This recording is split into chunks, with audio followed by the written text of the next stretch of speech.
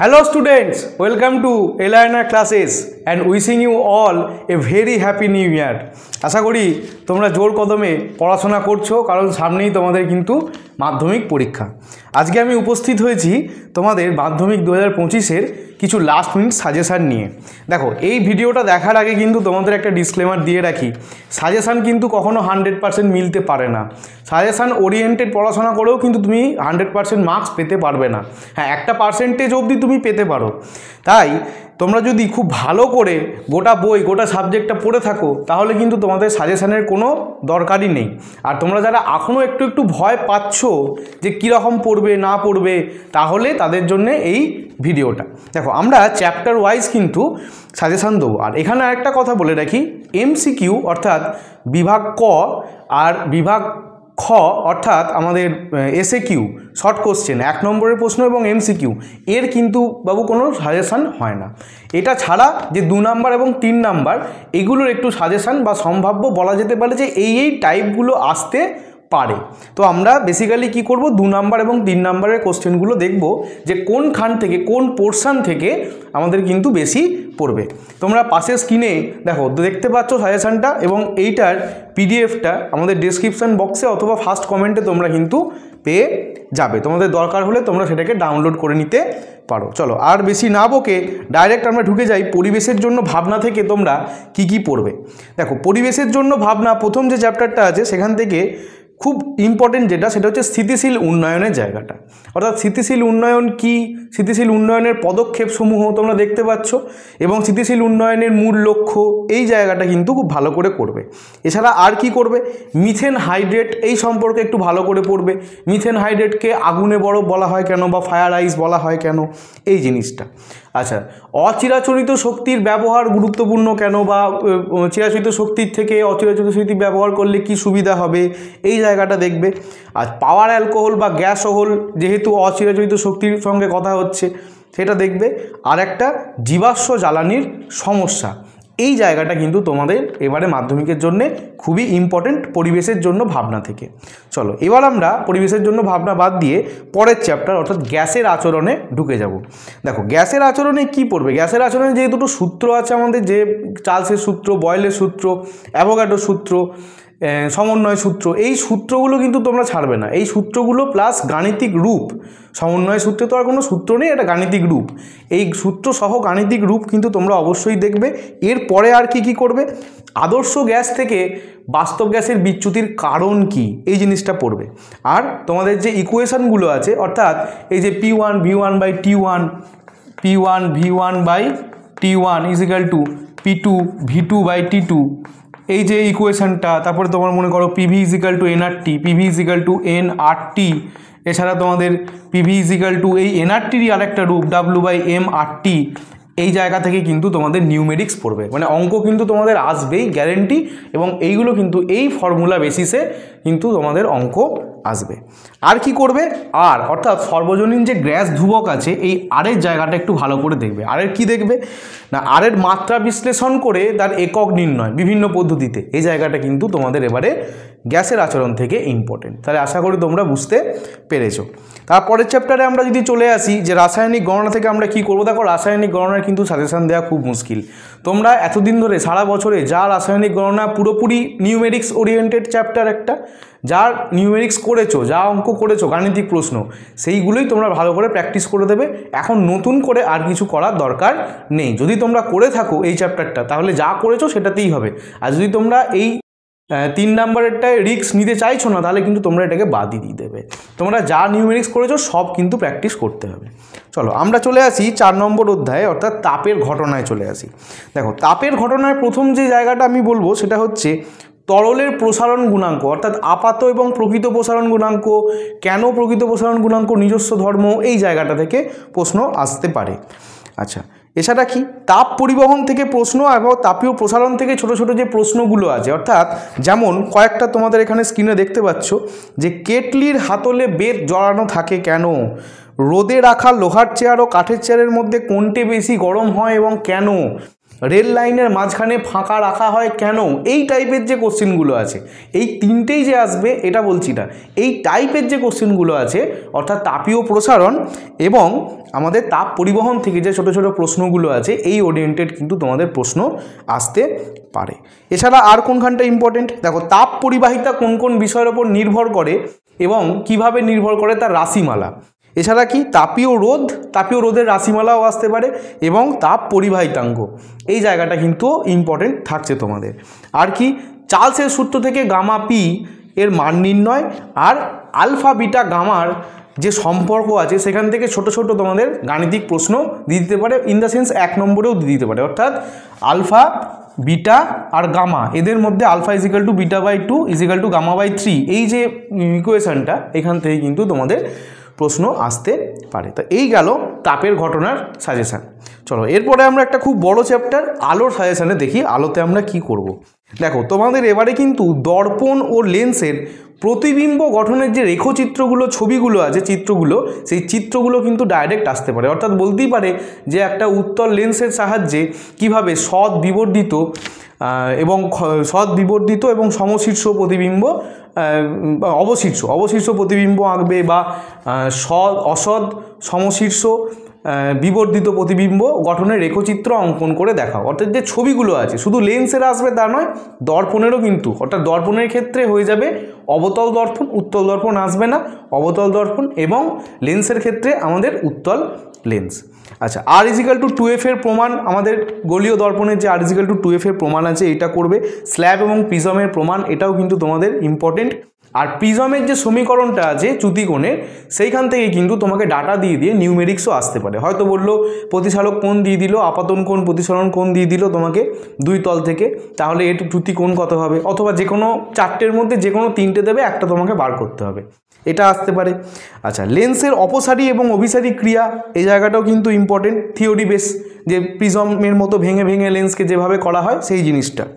আচ্ছা, আর কি এবার চলে আসছি আমরা শেষের পার্টটা, আলোর শেষের পার্ট থেকে। দেখো এইখানটা ইম্পর্টেন্ট, যে আলোর বিচ্ছুরণ এবং বিক্ষেপণ থেকে যে টাইপের প্রশ্নগুলো আছে, অর্থাৎ কীরকম না, সূর্য উদয় আর অস্ত যাওয়ার সময় সূর্যকে লাল দেখায় কেন, এই জায়গাটা তোমাদের ইম্পর্টেন্ট। দিনের বেলায় আকাশকে নীল দেখায় কেন, এই টাইপের যে প্রশ্নগুলো আছে, এই টাইপের প্রশ্নগুলো কিন্তু তোমাদের ক্ষেত্রে একটু ইম্পর্টেন্ট। এছাড়া কি, এছাড়া আলো থেকে তোমাদের কিন্তু নিউমেরিক্স আসবে, মানে খুব একটা বিশাল সম্ভাবনা আছে নিউমেরিক্স। এবার আলো থেকে গাণিতিক প্রশ্ন কি আসতে পারে, আলো থেকে গাণিতিক প্রশ্ন মিউ রিলেটেড আসবে, মিউ প্রতিসারাঙ্ক রিলেটেড, অর্থাৎ mu equal to sine I by sine R, যতগুলো ইকুয়েশান আমরা জানি, মিউ ইজিক্যাল টু আমাদের সি বাই ভি। আচ্ছা, মিউ ইজিক্যাল টু আমাদের ল্যামডা 0 বাই ল্যামডা।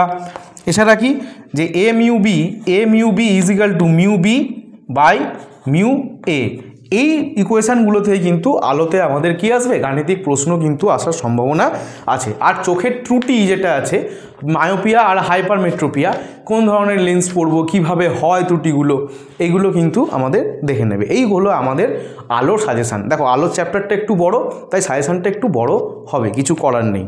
চলো এবার চলে আসি আমরা আরও একটা বড় চ্যাপ্টার, যেটা হচ্ছে চলতড়িৎ। চলতড়িতের কি সাজেশন আছে, দেখো চলতড়িতের যে 7খানা সূত্র আছে তোমাদের, আপ টু তোমাদের একদম কুলম্বের সূত্র থেকে একদম লেঞ্জের সূত্র অবধি যে 8খানা সূত্র আছে বইতে, অর্থাৎ কুলম্বের সূত্র, কুলম্বের সূত্র, ওহমের সূত্র, জুলের সূত্র, অ্যাম্পিয়ারের সন্তরণ নিয়ম, দক্ষিণ মুষ্টি নিয়ম, ফ্লেমিংয়ের বাম হস্ত নিয়ম, ফ্যারাডের দুটো সূত্র এবং লেঞ্জের সূত্র, এই সূত্রগুলো কিন্তু তোমরা একটাও ছাড়বে না, একটা তোমরা কমন পাবেই পাবে।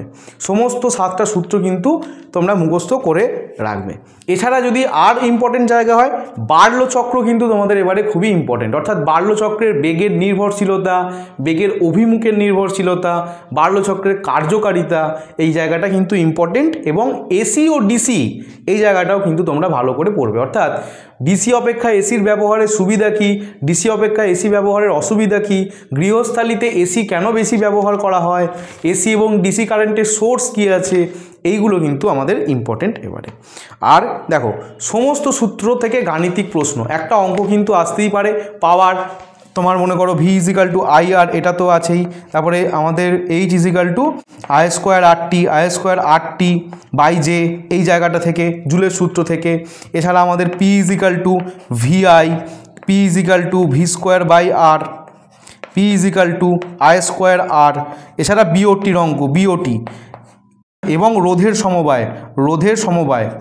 সমবায় এই সমস্ত জায়গাগুলো থেকে কিন্তু আমাদের অঙ্ক নিউমেরিক্স একটা আসবে।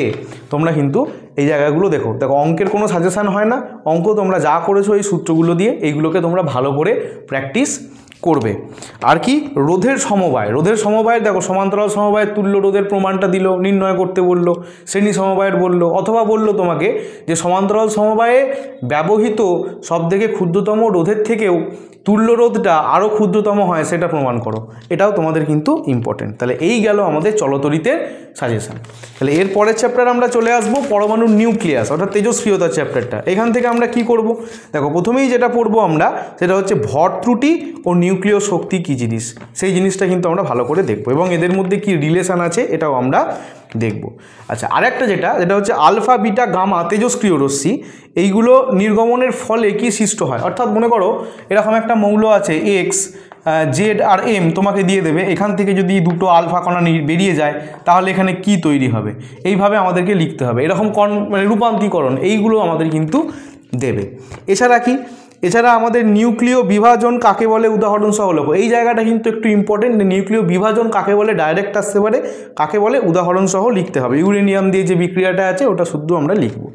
এছাড়া কি তেজস্ক্রিয় একটি সম্পূর্ণ নিউক্লিয় ঘটনা ব্যাখ্যা করো, এই প্রশ্নটা কিন্তু ইম্পর্টেন্ট। আর কাকে এবং কেন তাপীয় নিউক্লিয় বিক্রিয়া বলা হয়, আর একটা প্রশ্ন নিউক্লিয় সংযোজনের আগে নিউক্লিয় বিভাজন কেন করানো হয়।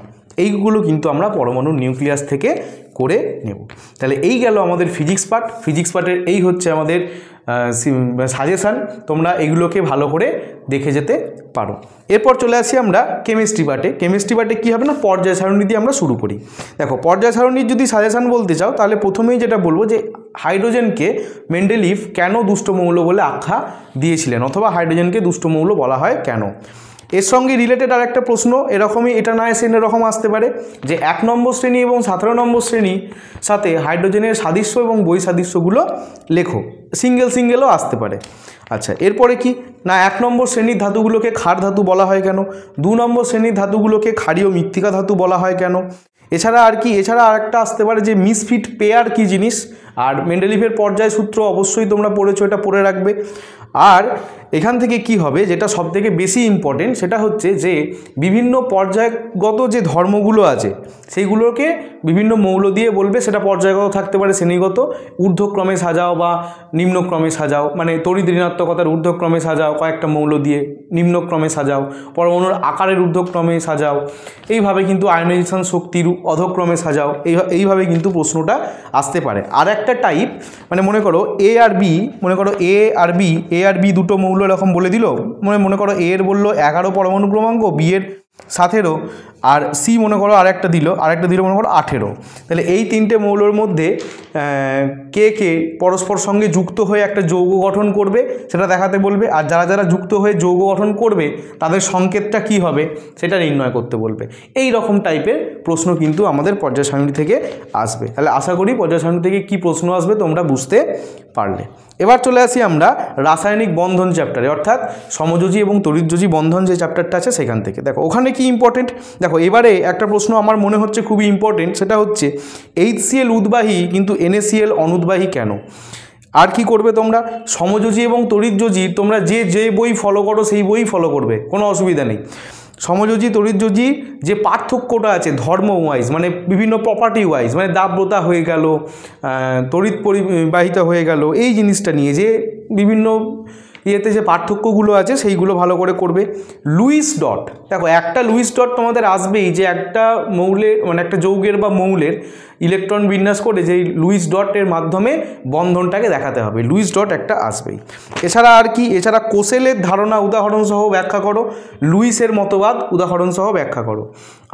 আর দুটো প্রশ্ন না, NaCl এর বন্ধনকে, NaCl এই যৌগটাকে এর বন্ধনটাকে Na বন্ধন Cl এইভাবে কেন প্রকাশ করা যায় না, এই একটা প্রশ্ন।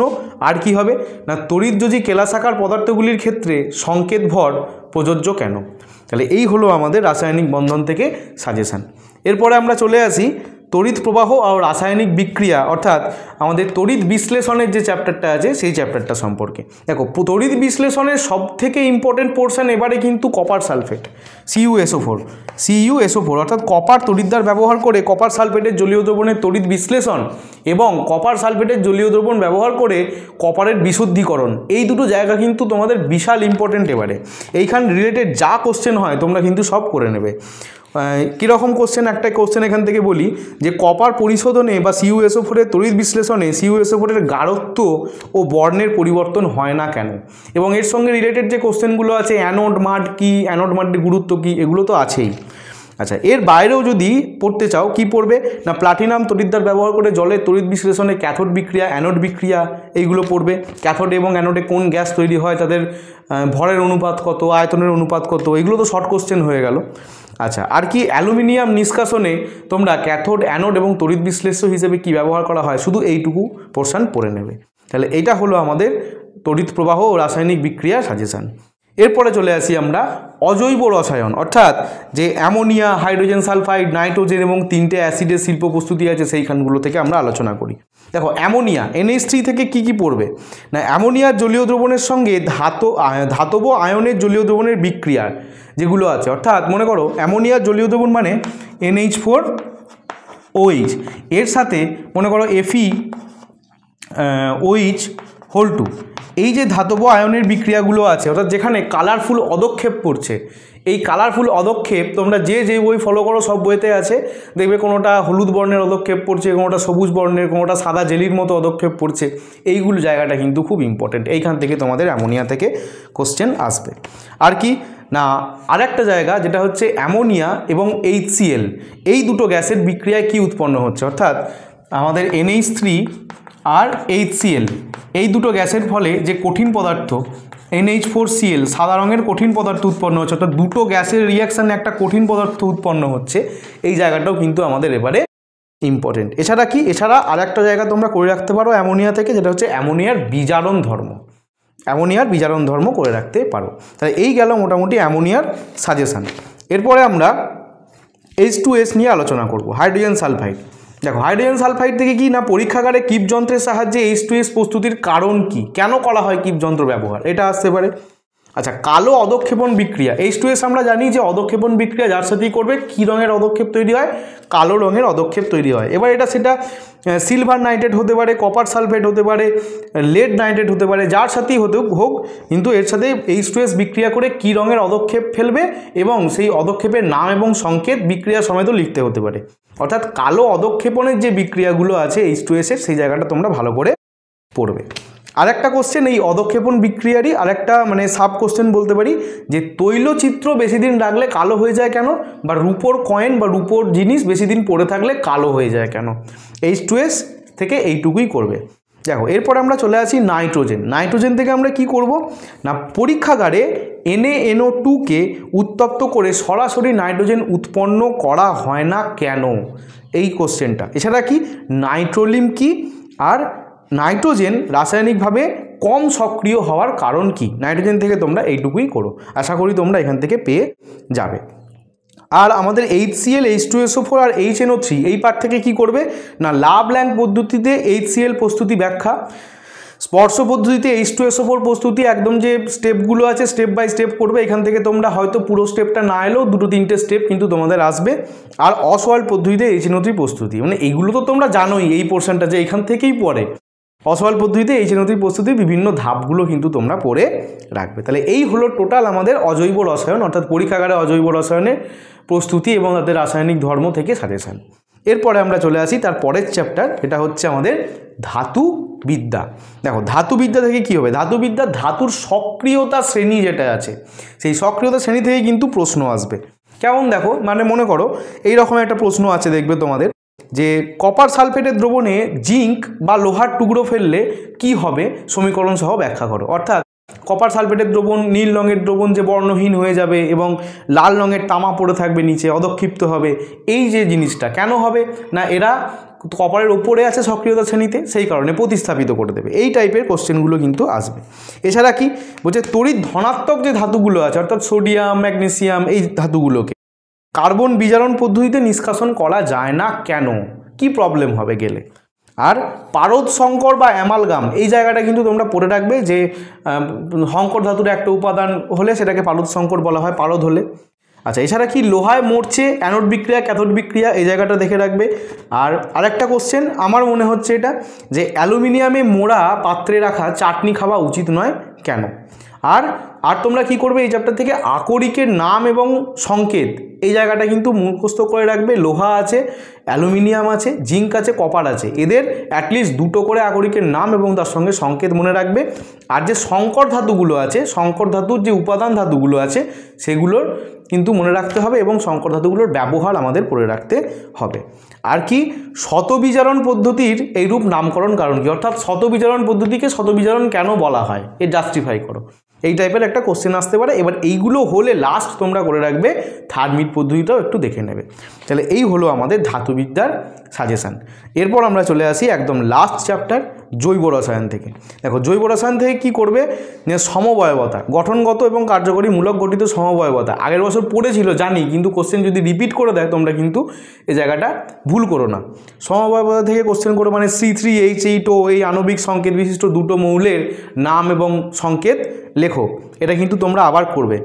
আচ্ছা, এছাড়া কি না, সোডিয়াম দ্বারা ইথানলকে শুষ্ক করা যায় না কিন্তু ডাইমিথাইল ইথারকে শুষ্ক করা যায় কেন, এবারে সমবয়ব থেকে এই কোশ্চেনটা আসার কিন্তু অনেক চান্স আছে।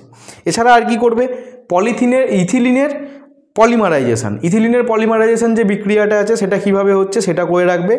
মোনোমার, এবার একটা পলিমারের তার মোনোমারের নাম সংকেত, পলিমারের নাম সংকেত এবং সেই পলিমারের ব্যবহার কি, এই যে তোমরা যে যা বই ফলো করছো যেখানে আছে ছকের আকারে সেটা কিন্তু দেখে নিও।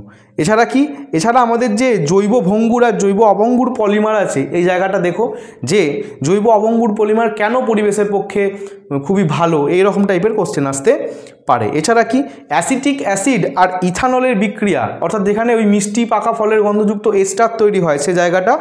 এছাড়া ডিনেচার্ড ও মেথিলেটেড স্পিরিট আমি বলবো শেষে পড়বে, কারণ ডিনেচার্ড এবং মেথিলেটেড স্পিরিট যেহেতু আগের বছর এসেছিল অতটাও ইম্পর্টেন্ট তোমাদের নয়, তবুও তোমরা দেখে যাবে।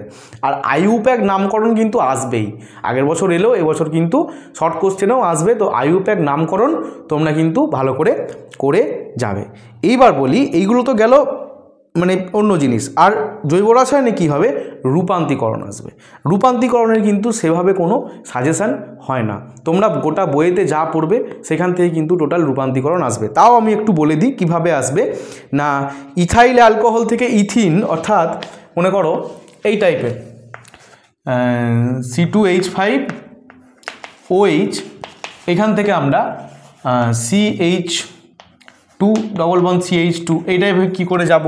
এছাড়া আর কি অ্যাসিটিলিন থেকে ইথিন, সেখান থেকে ইথেন, মানে অর্থাৎ CH ট্রিপল বন্ড CH, অর্থাৎ ট্রিপল বন্ড থেকে আমরা ডবল বন্ডে কী করে যাব এই রূপান্তরীকরণ, এবং ডবল বন্ড থেকে আমরা সিঙ্গেল বন্ডে কী করে যাব CH3 এটা আমরা কি করে যাব, এই রূপান্তরীকরণটাও তোমাদের ইম্পর্টেন্ট। এছাড়া কি ইথিন থেকে 1,2 ডাইব্রোমো ইথেন, অর্থাৎ মনে করো তোমরা এইভাবে যে CH2 ডবল বন্ড CH2, এখান থেকে আমরা কি করে CH2Br আর CH2Br এখানে আসবো, এই রূপান্তরীকরণগুলো কিন্তু তোমাদের ইম্পর্টেন্ট। এবং অ্যাসিটিলিন থেকে কীভাবে 1122 টেট্রাব্রোমো ইথেন, এই রূপান্তরীকরণ যেগুলো আছে এই রূপান্তরীকরণগুলো কিন্তু আমাদের ক্ষেত্রে খুবই ইম্পর্টেন্ট, এইগুলো কিন্তু পরীক্ষায় আসার আমাদের সম্ভাবনা আছে। আর এখানেই কিন্তু আমাদের সাজেশান দেওয়াও শেষ। আশা করি তোমরা এইগুলো পড়লে মোটামুটি একটা নাম্বার পাবে। আমি আবারও বলছি, ভিডিওর আগেতেও বলেছি, সাজেশান কিন্তু তোমাকে 100% মার্কস পাওয়াতে পারবে না। এবং আমার সাজেশান, আমার কেন কারুর সাজেশান আমি আমার দিয়েই বলি, 100% কমন আমি তোমাকে দিতে পারবো না। এটা একটা তোমাকে মোটামুটি জায়গায় এক্সপেক্টেড, আমার মনে হচ্ছে এই জায়গাগুলো ইম্পর্টেন্ট, এই জায়গাগুলো থেকে কোশ্চেন আসতে পারে, তাই তোমাদেরকে সাথে এইগুলো আমি শেয়ার করলাম। এবার একটা কথা বলি, এই যে এত কিছু বললাম, এইগুলো যদি তোমাদের কোনো চ্যাপ্টারের থিওরি বুঝতে এখনও কোনো অসুবিধা হয়ে থাকে অসুবিধা হওয়ার কথা নয় শেষ মোমেন্টে এসে। যদি তোমাদের মনে হয় যে কোনো চ্যাপ্টারের কোনো একটা জায়গা আমাদের একটু বুঝতে হলে সুবিধা হবে, তাহলে আমাদের প্লেলিস্টে যাবে এলআরএনআরে, আমার পুরো ক্লাস 10-এর কিন্তু প্লেলিস্ট রেডি আছে। তোমরা সেই চ্যাপ্টারে সেই জায়গাটায় ঢুকে, সেই চ্যাপ্টারটায় ঢুকে দেখবে পাঠ করা আছে চ্যাপ্টারের বিভিন্ন, সেই জায়গাগুলো ঢুকে কিন্তু তোমরা লাস্ট টাইম থিওরিগুলো আরেকবার রিভাইজ করে নিতে পারো। চলো, আশা করি তোমাদের পরীক্ষা খুব ভালো হবে। তোমাদের পরীক্ষার জন্যে অল দ্য বেস্ট।